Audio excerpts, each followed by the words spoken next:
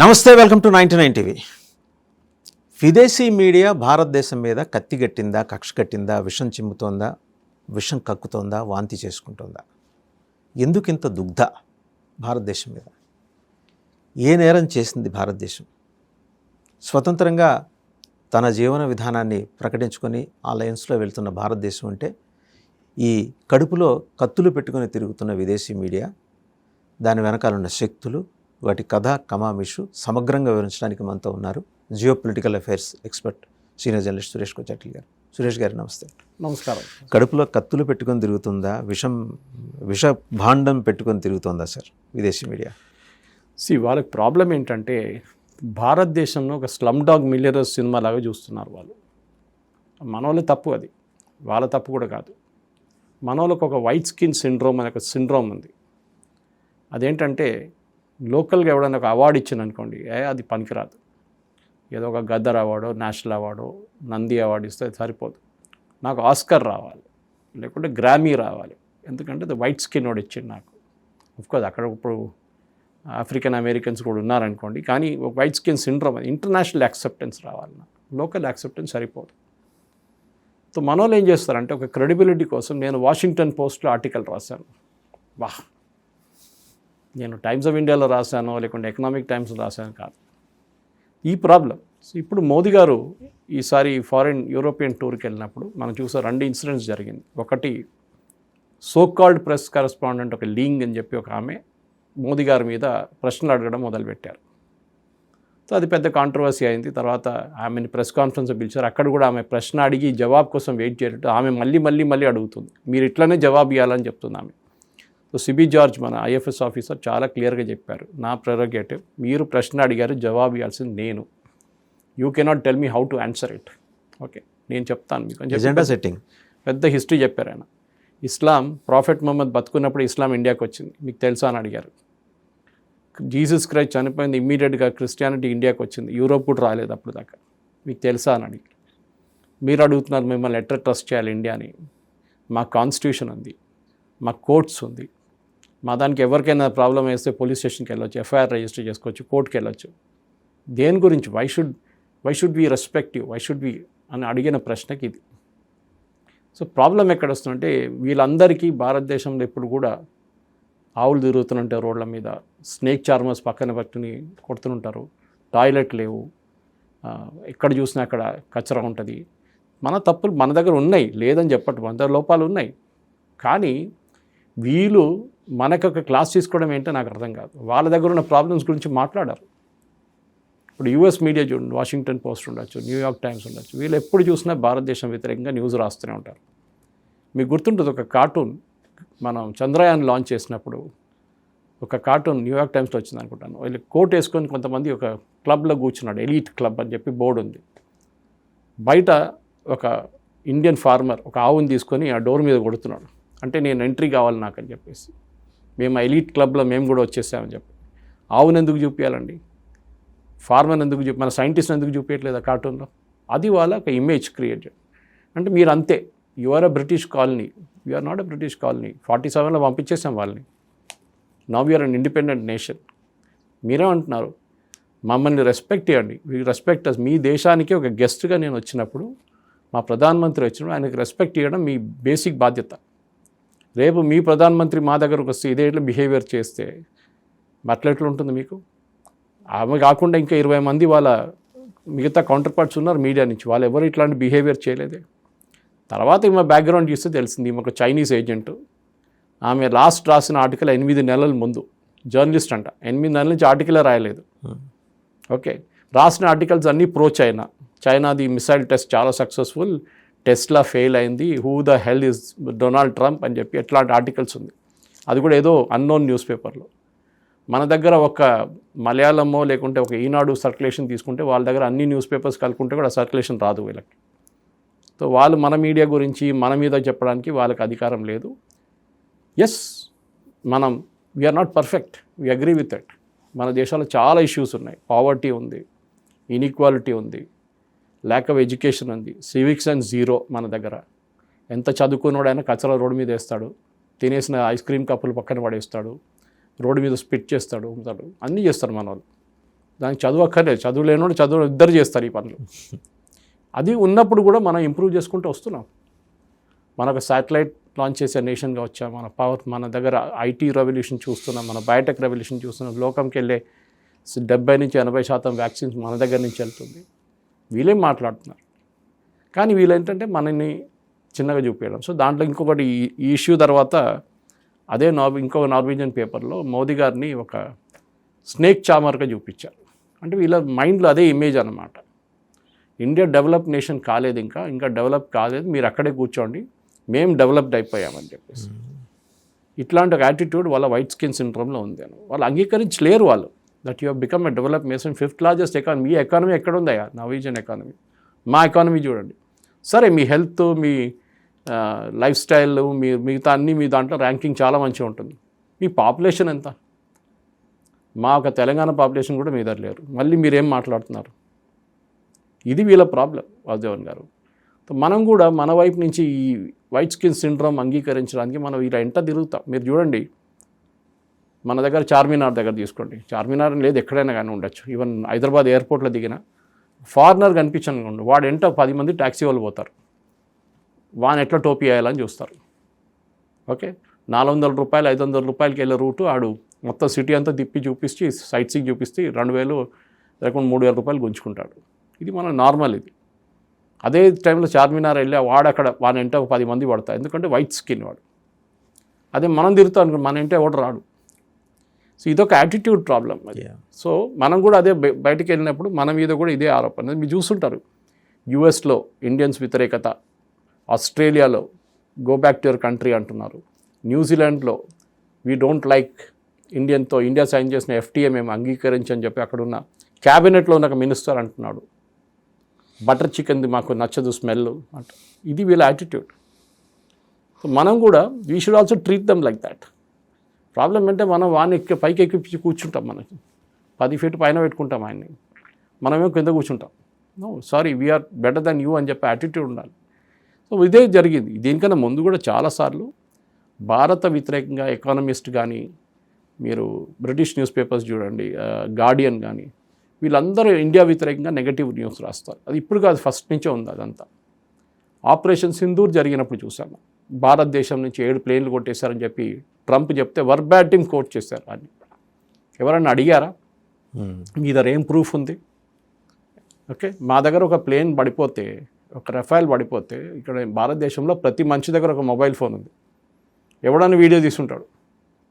ఒక వీడియోని కనిపించిందా మీకు? ఇది వీళ్ళ దగ్గర అడగాలి. I mean this is what it is. Narrative building అంటారు దీన్ని. నెరేటివ్ వాళ్ళు బిల్డ్ చేసే ఏంటంటే India is a good for nothing nation, and మన దగ్గర ఇప్పుడు కూడా రోడ్డు మీద టాయిలెట్ లేదు, రోడ్డు మీద అన్ని పని చేసుకుంటారు మనుషులు పొద్దున్న లేవగానే. This is the usual attitude. Modi గారు ఎన్ని టాయిలెట్లు కట్టారు అదేమో అంగీకరించారు వాళ్ళు. No, it's not possible. How can India develop? India cannot develop. ఇది వాళ్ళ యాటిట్యూడ్ అన్నమాట. సో అది మనం India should not develop and it should not కనిపించకూడదు డెవలప్ చేసినట్లు. ఇంటర్నేషనల్ మీడియాలో న్యూస్ రాకూడదు. Slumdog billionaire you are. Pather Panchali, Satyajit రే చూస్తున్న పావర్టీ చూడాలి. అందరూ తినడానికి తిండి లేకుండా రోడ్డు మీద పండుకున్నారు, చనిపోతున్నారు. 80 కోట్ల మందికి ప్రతి నెల రేషన్ ఇస్తున్నాం. ఏ దేశం ఇస్తారు చెప్పండి ఫ్రీగా? ఎవరు ఇస్తారు చెప్పండి? 80 కోట్ల పాపులేషనే లేదు. మొత్తం చాలా ఒక 10-20 యూరోపియన్ కంట్రీస్ కలుపుకుంటూ కూడా అంత పాపులేషన్ లేదు. వాళ్ళకి ఫ్రీగా తిండి రైస్ ఇస్తున్నాం, బియ్యం ఇస్తున్నాం ప్రతి నెల. ఎట్లా ఇస్తున్నారండి? మీ దగ్గర కెపాసిటీ ఉందా? Your develop nation. మళ్ళీ చెప్తాను, కరెక్ట్, వాళ్ళ హెల్త్ పారామీటర్స్ చాలా బాగుండొచ్చు. పాపులేషన్ తక్కువ ఉంటే your health parameters will be good. అది కాకుండా వాళ్ళు గవర్నమెంట్ లేదు, వాళ్ళ దగ్గర పెద్ద గవర్నమెంట్ సైజ్ లేదు. మన దగ్గర 85% జీతాలకి పెన్షన్లకి పోతున్నాయి డబ్బులు, ట్యాక్స్ పేయర్ డబ్బులు. మళ్ళీ హెల్త్లో ఏం పడతాం? మన హెల్త్కి మన లేదు మన దగ్గర. దానికోసం మన గవర్నమెంట్ హాస్పిటల్ ఇట్లా ఉంది. ప్రైవేట్ హాస్పిటల్కి వెళ్తారు అందరూ. ఎందుకు? Because government hospitals are in very bad shape. దాంట్లో డబ్బులు లేవు. గవర్నమెంట్ స్కూల్స్ కూడా అదే సంగతి. మీరు సైజ్ ఆఫ్ గవర్నమెంట్ తగ్గించండి. Make the size of government half. ఇప్పుడున్న దానికన్నా హాఫ్ చేస్తే ఆ మిగిలిపోయిన డబ్బులు ఇట్లాంటి దానికి వాడుకోవచ్చు. కానీ మన దగ్గర చేయరు కదా పొలిటీషియన్స్. సో ఇది మనం చూస్తాం. మనం డావోస్కి వెళ్ళినప్పుడు చూడండి, అక్కడ పెద్ద పెద్ద మాటలు అంటారు మన వాళ్ళు. అప్పుడు ఎవ్వరు అక్కడ దాన్ని నెగిటివ్గా ఇండియా గురించి మాట్లాడారు. వాసుదేవన్ గారు, మెయిన్గా ప్రాబ్లం ఎక్కడ వస్తుందంటే ఇంటర్నేషనల్ మీడియా. ఇప్పుడు మనం BBC తీసుకుందాం. మనం ఎన్నోసార్లు చూసాం, BBC చాలా బయాస్డ్గా రిపోర్ట్ చేస్తారు భారతదేశం వ్యతిరేకంగా. కశ్మీర్ని డిస్ప్యూటెడ్ టెరిటరీగా చూపిస్తారు మ్యాప్లలో. అది కాకుండా మనం చూసాం బీబీసీ మీద రేడ్లు జరుగుతాయి, ఇక్కడ ఇన్కమ్ ట్యాక్స్ రేడ్ జరుగుతాయి. వాళ్ళు ఫారిన్ కరెన్సీ తీసుకొచ్చి దాన్ని కన్వర్ట్ చేశారు ఇల్లీగల్ అని చెప్పి రేడ్ జరిగితే దాన్ని పెద్ద స్టోరీ చేశారు. తర్వాత వాళ్ళు క్వైట్గా వెళ్ళి ఫైన్ కట్టేశారు. వాళ్ళకి తెలుసు వాళ్ళు తప్పు చేశారని. కానీ మీడియాలో ఏం చూపిస్తారో అది మోదీ గారు డిక్టేటర్. ఇంకొక వర్డ్ ఉంది, నాకు అది వినంగానే కోపం వస్తుంది. Modi heads Hindu nationalist government. Hindu nationalist government ఏంటండి? ఆయన్ని భారతదేశంలోనే ప్రజలు ఎన్నుకున్నారు. మీరు ఎక్కడి నుంచి మీరు హిందూ నేషనలిస్ట్ తీసుకొచ్చారు నాకు అర్థం కావట్లేదు ఇది. సో ట్రంప్ మొన్న ఒక వారం ముందు వైట్ హౌస్లో ఒక బైబిల్ రీడింగ్ సెషన్ ఉండే వీళ్ళది. అందరు పాస్టర్ని పిలిపించుకొని పాటలు పాడడము జీసస్ క్రైస్ట్ గురించి అని చెప్పినవాడు, అది కూడా వైట్ హౌస్లో. ఇప్పుడు ఆలోచించండి, రేపు మోదీ గారు కొంతమంది స్వామీలు తీసుకొచ్చి ఒక హవన్ చేస్తే 7 లోక్ కళ్యాణ్ మార్గ్లో ఏమవుతుంది? ఒక కమ్యూనల్ అయిపోతాం అన్నది. వాళ్ళకి ప్రాబ్లం లేదు, వాళ్ళ రిలీజియన్ ఎగ్జిబిట్ చేయడం. They are Baptist, US most of them are Baptist. వాళ్ళకి ఆ ప్రాబ్లం లేదు. వాళ్ళు ఓపెన్గా చెప్తారు we are a Christian country. UK చెప్తారు వీఆర్ ఎ క్రిస్టియన్ కంట్రీ. మీరు ఉన్నారు ముస్లిం, మీరు ఉన్నారు హిందువులు. తర్వాత ఇప్పుడు ఇంకొక 20 సంవత్సరాల్లో UK will become Islamic country. అది అయిపోతుంది. 20 ఏళ్ళు కూడా పట్టకపోవచ్చు, 10 years అయిపోతుంది. సో ఎనీవే, కానీ వాళ్ళు ఇప్పుడు కూడా వాళ్ళ arch bishop of Canterbury is a high priest. ఇదంతా వాళ్ళ దగ్గర ఉంది.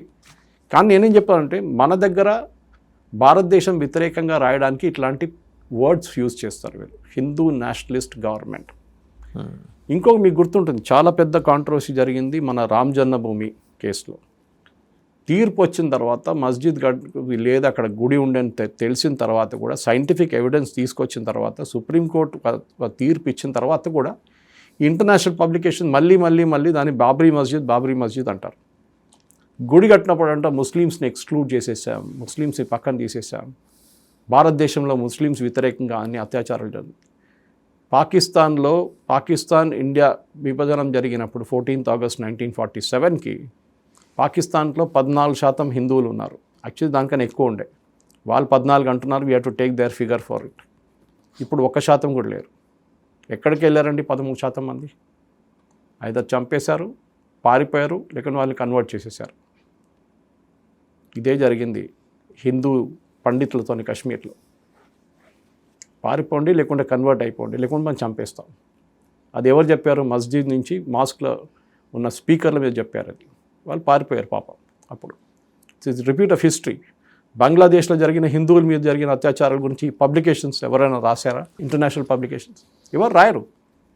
అదే టైంలో భారతదేశంలో ఒక ట్రైన్లో ఏదో గొడవ జరిగి సీటు గురించి గొడవ జరిగి ఏదో ముస్లింలు కొట్టారంటే అయిపోయింది న్యూస్. అది బీబీసీ అది ఇది వీళ్ళందరూ వచ్చేస్తారు. అల్ జజీరా ఎప్పుడు కూడా ఆర్టికల్స్ చూడండి, బెంగాల్లో ముస్లిమ్స్ని తీసేసి హిందువులు గెలిచారంట. సో ఎస్ఐఆర్ ప్రాసెస్ మొత్తం సుప్రీంకోర్టు ఆధారం నడిచింది. దాంట్లో ఫస్ట్ సెట్ చాలా క్లియర్గా అయింది. దాన్ని కూడా ఛాలెంజ్ చేశారు.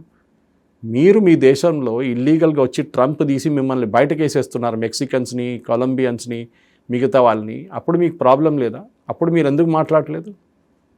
మా దగ్గర వచ్చిన రోహింగ్యాలు కానీ బంగ్లాదేశ్ని బయట పంపిస్తే మీకు ప్రాబ్లం ఏంటి? మీకు అర్థం కావట్లేదు. సో ఈ ఇంటర్నేషనల్ పబ్లికేషన్స్కి ఇది ఒక పెద్ద ఛాలెంజ్. వాసుదేవన్ గారు వాళ్ళకి ఏంటంటే భారతదేశాన్ని నెగిటివ్గా ఎప్పుడు చూపించాలి, ఒక ప్రోగ్రెసివ్ నేషన్గా చూపించకూడదు. పాకిస్తాన్ గురించి ఇంత మాట్లాడతారు, పాకిస్తాన్ మీడియేషన్ నడుపుతున్నారు. వాళ్ళ హిస్టరీ ఏంటి? They are a terror supporting nation. వాళ్ళ leadership including Asim Munir is a terrorist leader ఆయన. కానీ ఒసామా బిన్ లాడెన్ టెర్రరిస్ట్ అంటారు, అసీమ్ మునీర్ని టెర్రరిస్ట్ అన్నారా? ఈజ్. కానీ చెప్పడానికి భయపడి, ఎందుకంటే అక్కడ వాషింగ్టన్లో లాబింగ్ నడుస్తుంది, హెవీగా లాబింగ్ నడుస్తుంది. కోట్లు ఇస్తారు లాబింగ్కి. ఎన్వెలప్లు వెళ్ళిపోతే ఎడిటర్లకి పొద్దున. మన దగ్గర ఉన్నట్లనే అక్కడ కూడా. సో వాళ్ళు మాట్లాడరు దాని గురించి. సో మన వైపు ఏంటంటే భారతదేశం ప్రోగ్రెస్ చేస్తుంది. మన శాటిలైట్స్ లాంచ్ చేసుకుంటున్నాం. మన ఐటీ సెక్టర్ పవర్ చూడండి, మన ఏఐ చూడండి. 100 మంది యూనికార్న్స్ ఉన్నారు, 2 లక్షల మంది స్టార్టప్స్ ఉన్నారు. మన దగ్గర బయోటెక్ పవర్ ఉంది, మన దగ్గర ఫార్మా పవర్ ఉంది. అదంతా వాళ్ళకి నచ్చదు. India is still backward. So దానికి ఇప్పుడు మోదీ గారు వెళ్ళినప్పుడు ఆయన మీద చేశారు. నేనేం చెప్తున్నా వాసుదేవన్ గారు, టుమారో వాళ్ళ వైపు నుంచి వాళ్ళ ప్రధానమంత్రి ఎవరైనా భారతదేశానికి వస్తే ఇదే బిహేవియర్ మనం కూడా చేయాలి ఇక్కడ. అప్పుడు వాళ్ళకి అర్థమవుతుంది. అప్పుడు అంటారు మమ్మల్ని ఇన్సల్ట్ చేశారు మిమ్మల్ని. మీరు కూడా ఇన్సల్ట్ చేస్తున్నారు మా ప్రధానమంత్రిని.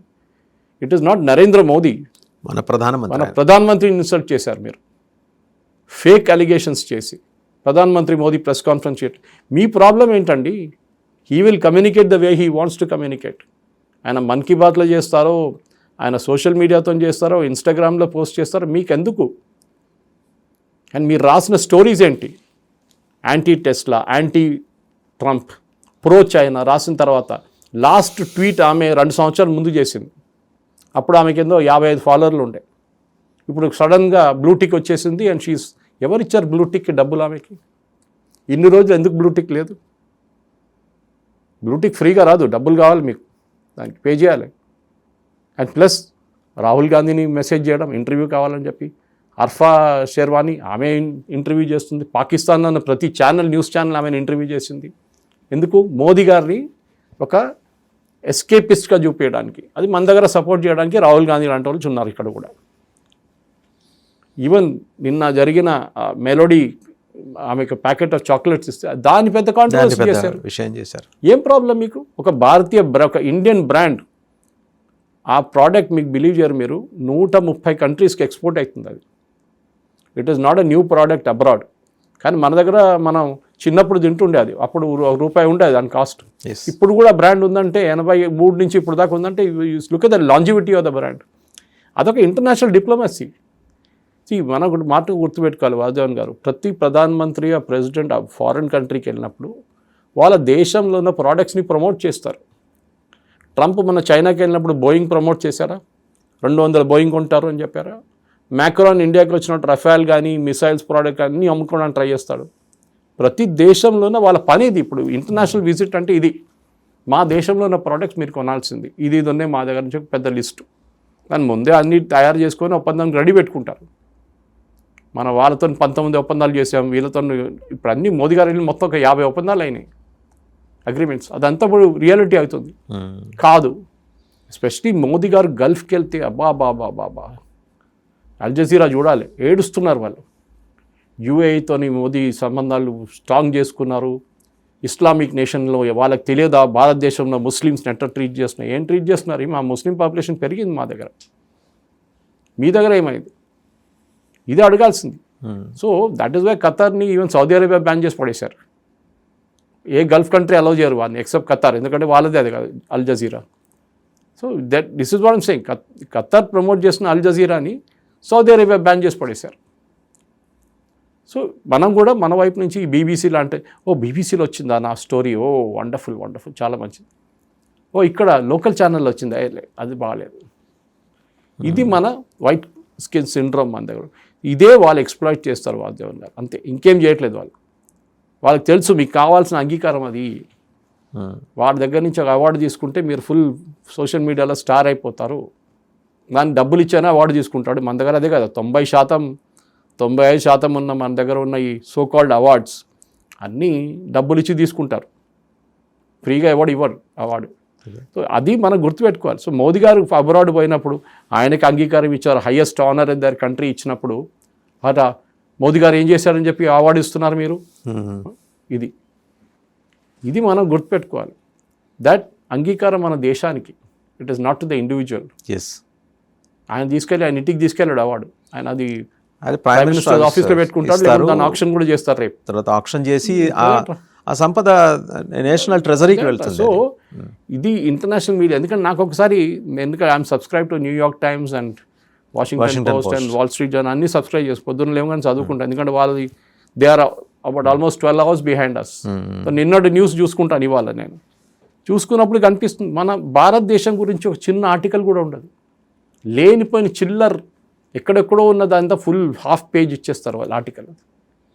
మన దగ్గర ఏదైనా ఇట్లాంటి డిజాస్టర్ జరిగితే, లేకుంటే బాబ్రీ మస్జిద్ తీసుకెళ్ళి పేజ్ 1 బ్యానర్ పెడతారు కదా సార్, మాస్టర్ కింద దించి మరి పెడతారు కదా.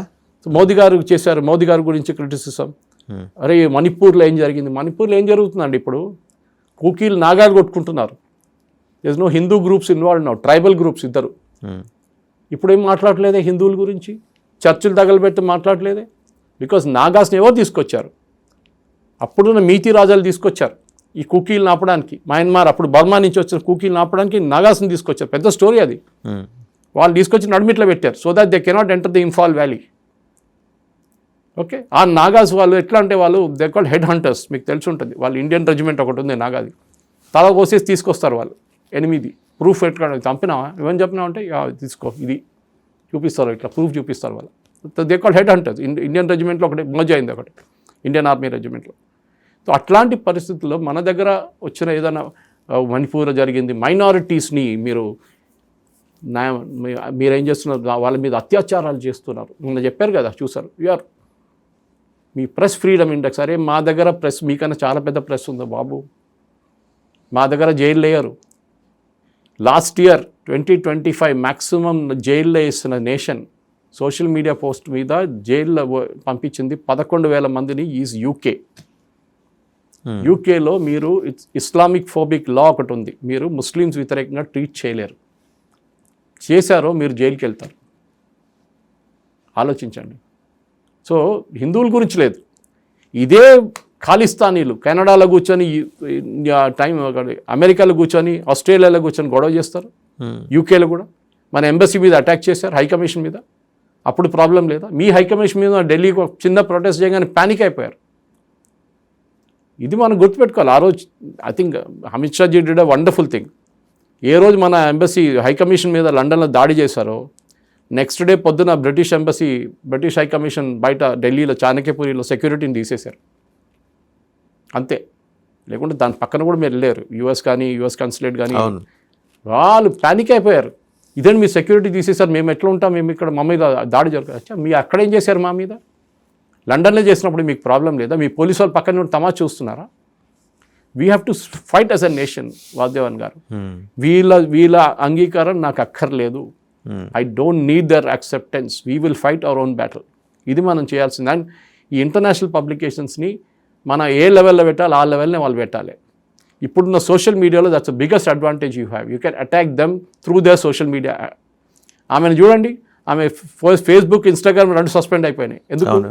మాస్ రిపోర్ట్ చేశారు అందరు కలిసి that she is a fake. వాళ్ళు అనలైజ్ చేసి చూసారు, ఎస్ షీ ఈజ్ ఫేక్, తీసి పడేశారు వాళ్ళు, అయిపోయింది. ఇప్పుడు మనం చూసిన కాక్రోచ్ పార్టీ ఒక న్యూస్ నడుస్తుంది, అది కూడా వారం ఉంటుంది. దాని తర్వాత ఒకసారి చీఫ్ జస్టిస్, నాకు అర్థం కానిది ఏంటి సార్, 5 రోజులు అతను పెట్టింది, 5 రోజుల్లో 12 మిలియన్ ఫాలోయర్స్. మీకు కావాలన్నా రేపు నేను కూడా తెప్పిస్తాను, మీరు డబ్బులు ఇవ్వాలి. ఎక్కడి నుంచి? డీప్ స్టేట్ ఇచ్చింది ఆడికి. అదేంటున్నా, మీరు డబ్బులు ఇస్తే యూ కెన్ యాడ్ ఫాలోవర్స్. మీకు యూట్యూబ్లో మీకు 10 లక్షల ఫాలోవర్స్ కావాలన్నా రేపు పొద్దున్న నేను ఇప్పిస్తాను మీకు. యుక్రెయిన్ నుంచి, ఉజ్బెకిస్తాన్ నుంచి, కజాకిస్తాన్ నుంచి అఫీషియల్గా పైసలు ఇస్తే వాళ్ళు ఇస్తారు. నాట్ ఇల్లీగల్, లీగల్గా చేయొచ్చు మీరు. నాకు 1,00,000 మంది ఫాలోవర్స్ ఉన్నారు ఫేస్బుక్లో, నేను 10 పైసలు ఇవ్వలేదు ఎవరు. నాకు న్యాచురల్గా ఫాలో చేసుకుంటూ లాస్ట్ 15 సంవత్సరాల నుంచి ఉన్న వాళ్ళు ఉన్నారు. ఓకే, ట్విట్టర్లో నాకు 27,000 మంది ఫాలోవర్స్ ఉన్నారు. ఒక్కడు కూడా నేను డబ్బులు ఇచ్చి కొనుక్కోవడం నాకు తెలియదు, నాకు ఎవరు ఫాలో చేస్తున్నారు నాకు కూడా తెలియదు వాళ్ళు ఎవరు ఉన్నారు. మొన్న నేను ఒక ట్వీట్ చేస్తే gentle from Washington post, he followed me, ఆయన ఎడిటర్, మెయిన్ ఆపెడ్ ఎడిటర్ అంటే, ఆయన ఫాలో చేస్తున్నప్పుడు నన్ను I felt very happy. So అట్లాంటి యాక్సెప్టెన్స్ కాదు మనం అడిగేది, మనం అడుగుతుంది మనం you treat me as an equal. మీరేదో పెద్ద డెవలప్ నేషన్, మాకు ఫ్రీడమ్ ఇండెక్స్. ఏం ఫ్రీడమ్ ఇండెక్స్ అండి? మా మీద టెర్రరిస్ట్ అటాక్ జరిగితే మా ఫ్రీడమ్ ఎక్కడ పోయింది? అప్పుడు మా మీద పెహల్గాం జరిగినప్పుడు మీరు ఎక్కడున్నారు? నిద్రపోయారా? మీరు పాకిస్తాన్ అడిగారా మీ టెర్రరిస్ట్ని ఎందుకు పంపిస్తున్నారు భారతదేశానికి అని? ఇది అడగాల్సింది. So we should know how to fight back. And the Twitter is the most opportune moment for that. వాళ్ళు ట్విట్టర్లో ఉన్నారనుకోండి, ఆమెని ట్రాక్ చేసి పాస్ రిపోర్ట్ చేసాం మేము అందరు కలిసి, and she is of the Twitter. You has shown how she has managed and manipulated. దాంట్లో చాలామంది ఆమె ఫాలోవర్స్ కాంగ్రెస్ పార్టీ నుంచి భారతదేశంలో అండ్ పాకిస్తానీ మీడియా. ఆలోచి వీళ్ళిద్దరు కలిసి ఆడిన game, Pakistan media and Congress party కలిసి మోదీ గారిని ఇన్సల్ట్ చేయడానికి ఫారిన్ కంట్రీలో ఉన్నప్పుడు చేసిన ఆట. లక్కీగా ఆమె అండ్ ఒకటి సార్, ఫారిన్ మీడియాకి అదే పోనీ ఇంటర్నేషనల్ మీడియాకి ఒక ప్రోటోకాల్ ఉంటుందని తెలియదా? Press briefing is different from press meet. Sir అదంతా అందరికి తెలుసు. ఆమె పని చేస్తే కదా, ఆమె మీడియాలో పని చేయలేదు. She is not a journalist. నేను అదే చెప్తాను. ఆమె లాస్ట్ ఆర్టికల్ ఏదో ఒక అక్కడ చిన్న న్యూస్ పేపర్లో రాసింది 8 నెలల ముందు. And as to how she was allowed to the big question briefing of a prime minister, that too from a big nation. Security clearance ఎవరిచ్చారు? మన దగ్గర PIB ఒక స్ట్రింగర్ ని ప్రధానమంత్రి అడ్రస్ చేసే ప్రెస్ బ్రీఫింగ్ కి పర్మిషన్ ఇస్తారా శ్రీంగరికి? ఇక్కడ పిఐబి కార్డు ఉందా అని అడుగుతారు. ఫస్ట్ ఢిల్లీలో ఎక్కడికి వెళ్ళినా Accreditation PIB కార్డు ఉందా అని అడుగుతారు. అక్రిడిటేషన్ కూడా కాదు సార్, పిఐబి కార్డు ఉంటేనే ఢిల్లీలో ఎంట్రీ. అదే అంటున్నా. సో అట్లాంటి ప్లేస్లో ఎట్లా అలౌ చేశారు? రేపు మంది ప్రెస్ క్లబ్ లాగా అందరిని పంపించుకుంటారా దాని లోపలికి? రారు, అలౌ చేయరు. You have to be accredited. So security risk. Norway needs to prove the entire. They have to be answerable for this. ఇదంతా కానివ్వండి, దీని తర్వాత చూపించచ్చు మన పవర్. ఒప్పందాలు చేసే కదా, చింపి పడేసిన ట్రంప్ చేసినట్టు చేయొచ్చు మనం కూడా. పోతే పోయిందని చెప్పేసి అప్పుడు అర్థమవుతుంది వాళ్ళకి. We should show our power. The problem అంటే we are a nation of apologist. అయ్యా సారీ అట్లా జరిగిందా, we are extremely sorry about. Why should be sorry? మనం చెప్పాల్సిన అవసరం మీకు మేము ఎక్స్ప్లెనేషన్ ఇవ్వాలి అవసరం లేదు. మేము మా దేశంకి ఏం మంచి ఉంటుందో అది చేస్తాము. అది మన ప్రైమ్ మినిస్టర్ ఆయన జస్టిస్ ద్వారా చెప్పేశారు, ఆయన పట్టించుకోకుండా వచ్చేసారు ఆయన. ఇట్ ఇస్ ఆయన చెప్పక్కర్లేదు. It's press briefing. రాహుల్ గాంధీకి అంత బుద్ధి లేదు. ప్రెస్ బ్రీఫింగ్ ఏంటి, ప్రెస్ కాన్ఫరెన్స్ ఏంటనేది. వేణుగోపాల్ చెప్పాలి కదా ఆయనకి. 180-300 ప్రెస్ కాన్ఫరెన్స్ చేస్తారు. ఏం చేస్తారు? మొత్తం మీ వాళ్ళు కూర్చోబెడతారు ఫస్ట్ 2 rows. మీకు కావాల్సిన క్వశ్చన్లే వాళ్ళు అడుగుతారు. ఆ క్వశ్చన్ కూడా మీకు ముందు ఇచ్చి ఉంటారు. లేకుంటే మీరు మన్రేగా గురించి, ఉమెన్స్ ఎంపవర్మెంట్ గురించి మాట్లాడతారు అర్నబ్ గోస్వామి ఇంటర్వ్యూ లాగా. సరే, ఏసీసీ హెడ్ క్వార్టర్స్లో నేను చూశాను సార్ ఆ ప్రెస్ మీట్లు ఎట్లుంటాయి అంటే. అరే నేను మీకు అది ప్రూఫ్ ఇస్తే, ఆ ఫోటో తీస్తే మీకు కనిపిస్తుంది ఫ్రంట్ రోలో ఎవరు కూర్చున్నారని. వాళ్ళ మనుషులు ఉంటారు. ఇదంతా ఎనీవే దిస్ ఇంటర్నేషనల్ మీడియాని మన దేశం మీద BBC కానీ, CNN కానీ, న్యూయార్క్ టైమ్స్ కానీ, వాషింగ్టన్ పోస్ట్ కానీ, గార్డియన్ కానీ, ఇది అందరూ చేస్తున్న గేమ్ ఇదే. సురేష్ గారు, ఈ వివక్షాపూరిత ధోరణి, విదేశీ మీడియా అనుసరిస్తున్న వివక్షాపూరిత ధోరణి మీద మన నేషనల్ మీడియా తన వాయిస్ పెంచాలి కదా. చేయరు కదా. మన దగ్గర కూడా ఉన్నారు క్వింట్, స్క్రాల్, వైర్, చైనా దగ్గర నుంచి ఒఫీషియల్గా డబ్బులు తీసుకొని పనిచేస్తున్నారు మన దగ్గర. ఓకే, వాళ్ళు రాసే కన్నా దారుణం మన దగ్గర. మోదీ గారిని తిట్టడం, మోదీ గారి మీద ఫేక్ న్యూస్ రాయడం, ఇదంతా ఇక్కడ జరుగుతుంది. కానీ అడ్వాంటేజ్ ఏంటంటే మోదీ గారికి ఆయన ఇది పట్టించుకోరు. ఎవ్వడు రోడ్ల తిరుగుతున్న కుక్క మీ మీద బొబ్బో అంటే ఏనుగు ఆగుతుందా? ఏనుగు పోతూనే ఉంటుంది. అది కుక్కలు మురిగితే అది పట్టించుకోదు. అదే పాలసీ ఫాలో చేయాలి మనం. But the same time as an individual we owe it to the country. In fact అక్కడున్న నార్వీజియన్స్ కానీ వాళ్ళు ప్రొటెస్ట్ చేయాలండే. భారతదేశంలో ఉన్న అక్కడున్న డయాస్పోరా ఉంటారు, వాళ్ళు ప్రొటెస్ట్ చేయాలండే. They should have filed cases against her saying she is a security risk. ఆమె చేసిన fake news first of all as to how she was allowed. Allowed అంతా పక్కన పెట్టండి మీరు. ఎందుకంటే they are a very free society. అదే చెప్పింది కదా, నంబర్ 1 ఫ్రీడమ్ ఇండెక్స్లో. అంటే ఎవడైనా కావచ్చు అనమాట మీడియా వాడు. ఓకే, మన దగ్గర ఉంటారు చూడండి కొంతమంది స్ట్రింగర్స్. అదే మన హఫీజ్ సయీద్, తర్వాత మసూద్ అజహర్, వీళ్ళు కూడా వెళ్ళిపోవచ్చు. అందుకని రేపు ఒక మైక్, ఒక కెమెరా చాలు హైదరాబాద్లో, మీరు జర్నలిస్ట్ అయిపోతారు. అందరూ ఉన్నారు చాలామంది స్ట్రింగర్స్, బ్లాక్మెయిల్ చేసేటోళ్ళు. అట్లాంటి అది కాకూడదు కదా. ఇది ప్రాబ్లం ఇక్కడ. దట్ మీరు మా దేశాన్ని ఇన్సల్ట్ చేశారు. మా ప్రధానమంత్రిని మీరు అడగడానికి మీరు ఎవరు? He will answer at his own patience. CB George చెప్పారు, I will answer the way I will answer, not the way you want me to answer. కథం అంతే. She wants him to answer in our way. అంటే మీ దేశంలో freedom లేదు. Freedom ఎవరు? మా దేశంలో ఎన్ని న్యూస్ పేపర్స్ ఉంది మీకు తెలుసా? వాళ్ళ సర్క్యులేషన్ ఎంత మీకు తెలుసా? ఏం తెలియదు. The number 1 news paper in the world is here, and the number 3 news paper in the world is also here. తెలుసా వాళ్ళకి? తెలియదు. వాళ్ళకి భారతదేశం మ్యాప్లో ఎక్కడ ఉంది చూపించమని అది కూడా తెలియదు. ఆమె రాసిస్తాను మీకు స్టాంప్ పేపర్ మీద. వీళ్ళు they been planted they to ask certain questions. అక్కడ ఇక్కడ తిరిగి అడగండి, ఆమెకు తెలియదు ఏంటని దాని గురించి. భారతదేశంలో ఎన్ని న్యూస్ పేపర్లు ఉంది చెప్పమని అడగండి ఒకసారి. కార్టూన్ వచ్చింది ఇందాక మనం చూసారా? దాని మీద అయితే we need to register our protest sir. It will be done in the appropriate way. అంటే మన MEA నుంచి వెళ్ళాలి. మీకు గుర్తుంటుంది, ఫ్రాన్స్లో ఒక పబ్లికేషన్ ఇట్లనే అల్లాది ఒక పిక్చర్ పబ్లిష్ చేశారు. మీకు గుర్తుంటుంది? అవునవును. వాళ్ళ సంగతి ఏమైంది మనందరూ తెలుసు. ఎడిటర్ని చంపేశారు, వాళ్ళ స్టాఫ్ని చంపేశారు, అందరినీ ఫినిష్ చేసేసారు. ఎందుకు? ఆ రిలీజియన్ వాళ్ళు అట్లాంటి వాళ్ళు, మన వాళ్ళు చేయరది. ఓకే, ఆమిర్ ఖాన్ భగవాన్ శివ లాంటి ఒక క్యారెక్టర్ని టాయిలెట్లో తిప్పారు 3 Idiotsలో. మనందరం నవ్వుకున్నాం కూర్చొని. మీరు అది ఇంకో రిలీజియన్ వాళ్ళతో ట్రై చేసి చూడండి, రేపు మీరు సర్తంస జూదా చేసేస్తారు వాళ్ళు. అంతే. ఇది వాళ్ళు చేయనియరు. ఇది మనం గుర్తుపెట్టుకో. We are a very pacifist religion. అది problem. Hindu nationalist government. Right Suresh garu, thank you. ఇది చాలా serious subject. In fact Suresh Kochattil garu అన్నట్టు ఆయన భారతదేశానికి ప్రధానమంత్రి, హిందూ జాతీయ ప్రభుత్వాన్ని రిప్రజెంట్ చేస్తున్న ప్రధానమంత్రి కాదు.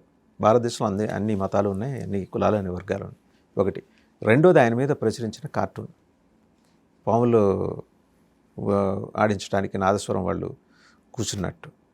ఒక దేశ ప్రధానమంత్రిని, ఒక దేశాధినేతని అంత బిలిటిల్ చేసి చూపించటాన్ని ఆ దేశం ఎలా స్వాగతిస్తోంది? దీని మీద ఖచ్చితంగా సురేష్ కొచ్చట్ల గారు అన్నట్టు మన MEA, minister of external affairs, proper వేలోనే ప్రొటెస్ట్ రిజిస్టర్ చేస్తుంది, కాదంట్లా. బట్ అంతర్జాతీయంగా దీని మీద నిరసన భగ్గుమనాలి. వివిధ దేశాల్లో ఉన్న భారతీయులందరూ వాళ్ళు ఒక ట్విట్టర్ ఉద్యమం, ఇంకా సోషల్ మీడియాలోనూ నార్వే సోషల్ మీడియా వాల్స్ని కుమ్మేయాలి. అది జరిగితేనే వాళ్ళు సిగ్గుతో చచ్చిపోయి అపాలజీ చెప్తారు. శాస్త్రం ప్రకారం వెళ్తే కుక్క పిల్లలు పడతాయి. సో ఇక్కడ శాస్త్రాన్ని పక్కన పెట్టి ఈరోజు ఆర్డర్ ఆఫ్ ద డే ఉంది సోషల్ మీడియా. సోషల్ మీడియాలో దీని మీద నిరసనని వ్యక్తం చేయాలి. దీన్ని మన దేశంలో దురదృష్టం ఏంటంటే, మన దేశంలో ఉన్న చైనా ఏజెంట్లుగా పనిచేస్తున్న పత్రికలు, లేకపోతే డీప్ స్టేట్కి అనుకూలంగా రాసేవాళ్ళు, చూపించేవాళ్ళు దీన్ని ఓ పెద్ద విషయంగా చూపించడం, మోడీకి అవమానం జరిగిందంటూ ప్రచారం చేయటం, అది కూడా ఒక అత్యంత పిన్న వయస్కురాలిన జర్నలిస్ట్, విత్ ఇన్ బ్రాకెట్స్ ఆవిడ ఏ పేపర్కి జర్నలిస్టో తెలియదు, బ్రాకెట్స్ సెండ్ అగైన్, ఆవిడేదో మాట్లాడితే ఈయన సమాధానం చెప్పలేకుండా, సమాధానం లేక మౌనంగా అయిపోయినట్టు. ఈ ధోరణి, ఈ పెడ ధోరణి మారాలి. దీనికి సరైన సమాధానం మనం ఒక బెఫ్టింగ్ రిప్లై ఖచ్చితంగా ఇస్తాం. నార్వే కూడా అపాలజీ చెప్పే రోజు వస్తుంది.